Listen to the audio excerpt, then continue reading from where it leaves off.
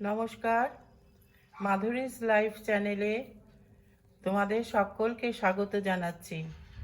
আজ আমি শ্রীম অর্থাৎ মহেন্দ্রনাথ গুপ্ত বা মাস্টারমশাই রচিত রামকৃষ্ণ কথামৃত গ্রন্থ থেকে পাঠ করব। শ্রীম যদি এই বইটি রচনা না করতেন তাহলে আমরা রামকৃষ্ণদেবের লীলা প্রসঙ্গে কিছুই জানতে পারতাম না। তাই প্রথমেই আমি তাকে প্রণাম জানাচ্ছি।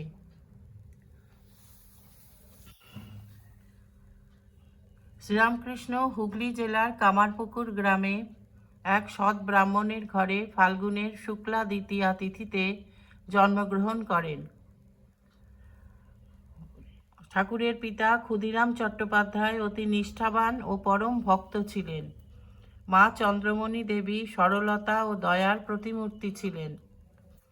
পূর্বে তাহাদের দেরে নামক গ্রামে বাস ছিল, কামারপুকুর হতে 1.5 ক্রোশ দূরে। সেই গ্রামস্থ জমিদারের হয়ে মোকদ্দমায় ক্ষুদিরাম সাক্ষ্য দেননি। পরে স্বজন লইয়া কামারপুকুরে আসিয়া বাস করেন। ঠাকুর শ্রীরামকৃষ্ণের ছেলেবেলার নাম ছিল গদাধর। পাঠশালে সামান্য লেখাপড়া শিখিবার পর বাড়িতে থাকিয়া রঘুবীরের বিগ্রহ সেবা করিতেন। নিজে ফুল তুলিয়া আনিয়া নিত্য পূজা করিতেন। পাঠশালায় শুভঙ্করী বাধা, শুভঙ্করী ধাঁধা লাগত। নিজে গান গাহিতে পারিতেন, অতিশয় সুকণ্ঠ। যাত্রা শুনিয়া প্রায় অধিকাংশ গান গাহিয়া দিতে পারিতেন। বাল্যকালাবধি সদানন্দ। পাড়ায় আবাল বৃদ্ধ বনিতা সকলেই তাকে ভালোবাসিতেন। বাড়ির পাশে লাহাদের বাড়ি, সেখানে অতিথিশালা, সর্বদা সাধুদের যাতায়াত ছিল। গদাধর সেখানে সাধুদের সঙ্গ ও তাহাদের সেবা করিতেন। কথকেরা যখন পুরাণ পাঠ করিতেন তখন নিবিষ্ট মনে সমস্ত শুনিতেন। এইরূপে রামায়ণ, মহাভারত, শ্রীমদ্ ভাগবত কথা সমস্তই তিনি হৃদয়ঙ্গম করিলেন। একদিন মাঠ দিয়া বাড়ির নিকটবর্তী গ্রাম আনুরে যাইতেছিলেন। তখন 11 বৎসর বয়স ঠাকুরের। ঠাকুর নিজ মুখে বলিয়াছেন, হঠাৎ তিনি এক অদ্ভুত জ্যোতি দর্শন করে বাহ্যশূন্য হয়ে যান। লোকেরা বলিল, মূর্ছা, ঠাকুরের ভাব সমাধি হইয়াছিল। ক্ষুদিরামের মৃত্যুর পর ঠাকুর জ্যেষ্ঠ ভ্রাতার সঙ্গে কলিকাতায় আসিলেন। তখন তাহার বয়স 17-18 হইবে। কলিকাতায় কিছুদিন নাথের বাগানে, কিছুদিন কামারপুকুরে গোবিন্দ চাটুর্যের বাড়িতে থাকিয়া পূজা করিয়া বেড়াইতেন। এই সূত্রে ঝামাপুকুরের মিত্রদের বাড়িতে কিছুদিন পূজা করিয়াছিলেন। রানী রাসমণি কলিকাতা হইতে 2.5 ক্রোশ দূরে দক্ষিণেশ্বরে কালীবাড়ি স্থাপন করিলেন। 1262 সাল 18ই জ্যৈষ্ঠ বৃহস্পতিবার স্নানযাত্রার দিন ছিল। ঠাকুর শ্রীরামকৃষ্ণের জ্যেষ্ঠ ভ্রাতা পণ্ডিত রামকুমার কালীবাড়িতে প্রথম পূজারী নিযুক্ত হইলেন। ঠাকুরও মাঝে মাঝে কলিকাতা হইতে আসিতেন ও কিছুদিন পরে নিজে পূজা কার্যে নিযুক্ত হইলেন। তখন তাহার বয়স 21 কি 22 হইবে। মধ্যম ভ্রাতা রামেশ্বরও মাঝে মাঝে কালীবাড়ির পূজা করিতেন। তাহার 2 পুত্র শ্রীযুক্ত রামলাল ও শ্রীযুক্ত শিবরাম এবং এক কন্যা শ্রীমতী লক্ষ্মী দেবী। কয়েকদিন পূজা করিতে করিতে শ্রীরামকৃষ্ণের মনের অবস্থা আর এক রকম হইয়া পড়িল। সর্বদাই বিমনা ও ঠাকুর প্রতিমার কাছে বসিয়া থাকিতেন। আত্মীয়েরা এই সময় তাহার বিবাহ দিলেন। ভাবিলেন, বিবাহ হইলে হয়তো অবস্থার পরিবর্তন হইতে পারে। কামারপুকুর হইতে 2 ক্রোশ দূরে জয়রামবাটি গ্রামস্থ রামচন্দ্র মুখোপাধ্যায়ের কন্যা শ্রী শ্রী শারদামণি দেবীর সঙ্গে ঠাকুরের বিবাহ হইল 1859 খ্রিস্টাব্দে। ঠাকুরের বয়স তখন 22-23 আর শ্রী শ্রীমার বয়স 6 বৎসর। বিবাহের পর দক্ষিণেশ্বর কালী মন্দিরে ঠাকুর শ্রীরামকৃষ্ণ ফিরিয়া আসিবার কিছুদিন পরে তাহার একেবারে অবস্থান্তর হইল। কালী বিগ্রহ পূজা করিতে করিতে কি অদ্ভুত ঈশ্বরীয় রূপ দর্শন করিতে লাগিলেন তিনি। আরতি করেন, আরতি আর শেষ হয় না। পূজা করিতে বসেন, পূজাও আর শেষ হয় না। হয়তো আপনার মাথায় ফুল দিতে থাকেন। পূজা আর করিতে পারিলেন না। উন্মাদের ন্যায় বিচরণ করিতে লাগিলেন। রানী রাসমণির জামাতা মথুর তাহাকে মহাপুরুষ বোধে সেবা করিতে লাগিলেন। অন্য ব্রাহ্মণ দ্বারা মা কালীর পূজার বন্দোবস্ত করিয়া দিলেন। ঠাকুরের ভাগিনেয় শ্রীযুক্ত হৃদয় মুখোপাধ্যায়ের ওপর মথুরবাবু এই পূজার এবং ঠাকুর শ্রীরামকৃষ্ণের সেবার ভার দিলেন। ঠাকুর আর পূজাও করিলেন না, সংসারও করিলেন না, বিবাহ নামমাত্র হইয়াছিল।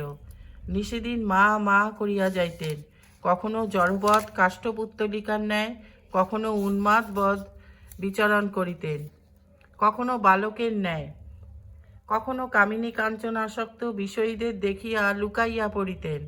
ঈশ্বরীয় লোক ও ঈশ্বরের কথা বই আর কিছুই ভালোবাসিতেন না। সর্বদাই তিনি মা মা করিয়া ডাকিতেন। কালীবাড়িতে সদাব্রত ছিল, এখনও তা আছে। সাধু সন্ন্যাসীরা সর্বদাই আসিতেন। তোতাপুরী 11 মাস থাকিয়া ঠাকুরকে বেদান্ত শুনাইলেন। একটু শুনাইতে শুনাইতে তোতাপুরী দেখিলেন ঠাকুরের নির্বিকল্প সমাধি হইয়া থাকে। সম্ভবত সেটি হল 1866 খ্রিস্টাব্দ। ব্রাহ্মণী তার পূর্বেই আসিয়াছিলেন। তিনি তন্ত্রোক্ত অনেক সাধনা করাইলেন ও ঠাকুরকে শ্রী গৌরাঙ্গ জ্ঞানে শ্রী চরিতামৃতাদি বৈষ্ণব গ্রন্থ শুনাইলেন। তোতার কাছে ঠাকুর বেদান্ত শ্রবণ করিতেছেন দেখিয়া ব্রাহ্মণী তাহাকে সাবধান করিয়া দিতেন ও বলিতেন, বাবা, বেদান্ত শুনো না, ওতে ভাবভক্তি সব কমে যাবে। বৈষ্ণব পণ্ডিত বৈষ্ণবচরণও সর্বদা আসিতেন। তিনি ঠাকুরকে কলুটোলায় চৈতন্য সভায় লইয়া যান। এই সভাতে ঠাকুর শ্রীরামকৃষ্ণ ভাবাবিষ্ট হইয়া শ্রী চৈতন্যদেবের আসনে গিয়া উপবিষ্ট হইয়াছিলেন। বৈষ্ণবচরণ চৈতন্য সভার সভাপতি ছিলেন। বৈষ্ণবচরণ মথুরকে বলিয়াছিলেন, এই উন্মাদ অবস্থা সামান্য নহে, প্রেমোন্মাদ। ইনি ঈশ্বরের জন্য পাগল। ব্রাহ্মণীয় বৈষ্ণবচরণ দেখিলেন ঠাকুরের মহাভাবের অবস্থা। শ্রীচৈতন্যদেবের ন্যায় কখনো অন্তর্দশা, কখনো অর্ধবাহ্য, কখনো বা বাহ্য দশা। ঠাকুর সর্বদাই মামা করিয়া কাঁদিতেন, সর্বদা মার সঙ্গে কথা কহিতেন, মার কাছে উপদেশ লইতেন, বলিতেন, মা, তোর কথা কেবল শুনব, আমি শাস্ত্রও জানি না, পণ্ডিতও জানি না, তুই বুঝাবি তবে বিশ্বাস করব। ঠাকুর জানিতেন ও বলিতেন, যিনি পরব্রহ্ম অখণ্ড সচ্চিদানন্দ, তিনিই হলেন মা। ঠাকুরকে জগন্মাতা বলিয়াছিলেন, তুই আর আমি এক, তুই ভক্তি নিয়ে থাক জীবের মঙ্গলের জন্য। ভক্তেরা সকলেই আসবে, তোর তখন কেবল বিষয়ীদের দেখতে হবে না, অনেক শুদ্ধ কামনাশূন্য ভক্ত আছে, তারা আসবে। ঠাকুরবাড়িতে আরতির সময় যখন কাসর ঘণ্টা বাজিত, তখন শ্রীরামকৃষ্ণ কুঠিতে গিয়া উচ্চৈঃস্বরে ডাকিতেন, ওরে ভক্তরা, তোরা কে কোথায় আছিস, শীঘ্র আয়। মাতা চন্দ্রমণি দেবীকে ঠাকুর জগজ্জননীর রূপান্তর জ্ঞান করিতেন ও সেইভাবে পূজা করিতেন। জ্যেষ্ঠ ভ্রাতা রামকুমারের স্বর্গলাভের পর মাতা পুত্র শোকে কাতর হইয়াছিলেন। 3-4 বৎসরের মধ্যে তাহাকে কালীবাড়িতে আনাইয়া নিজের কাছে ঠাকুর রাখিয়া দিয়াছিলেন ও প্রত্যহ দর্শন করিতেন, পদধূলি গ্রহণ করিতেন ও মা, তুমি কেমন আছো জিজ্ঞাসা করিতেন।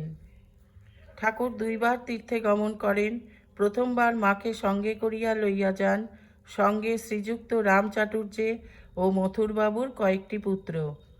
তখন সবে কাশীর রেল খুলিয়াছে, তাহার অবস্থান্তরের 5-6 বৎসরের মধ্যে।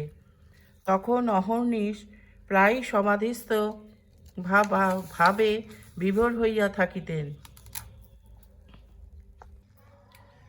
এইবার বৈদ্যনাথ দর্শনান্তর কাশীধাম ও প্রয়াগ দর্শন হইয়াছিল। সেটি ছিল 1863 খ্রিস্টাব্দ। দ্বিতীয়বার তীর্থগমন ইহার 5 বৎসর পরে। মথুরবাবু ও তাহার স্ত্রী জগদম্বা দাসীর সঙ্গে। ভাগিনীয় হৃদয় এবার সঙ্গে ছিলেন। এই যাত্রায় কাশীধাম, প্রয়াগ, শ্রী বৃন্দাবন দর্শন করিয়াছিলেন। কাশীতে মণিকর্ণিকায় সমাধিস্থ হইয়া বিশ্বনাথের গভীর চিন্ময় রূপ দর্শন করিয়াছিলেন। শ্রীযুক্ত কেশবচন্দ্র সেন যখন বেলঘরের বাগানে ভক্ত সঙ্গে ঈশ্বরের ধ্যান চিন্তা করেন, তখন ঠাকুর শ্রীরামকৃষ্ণ ভাগিনী ও হৃদয়ের সঙ্গে তাহাকে দেখিতে যান। 1875 খ্রিস্টাব্দ ছিল। বিশ্বনাথ উপাধ্যায় নেপালের ক্যাপ্টেন এই সময় আসিতে থাকেন। সিথির গোপাল বুড়ো ও মহেন্দ্র কবিরাজ, কৃষ্ণনগরের কিশোরী ও মহিমাচরণ এই সময় ঠাকুরকে দর্শন করিয়াছিলেন।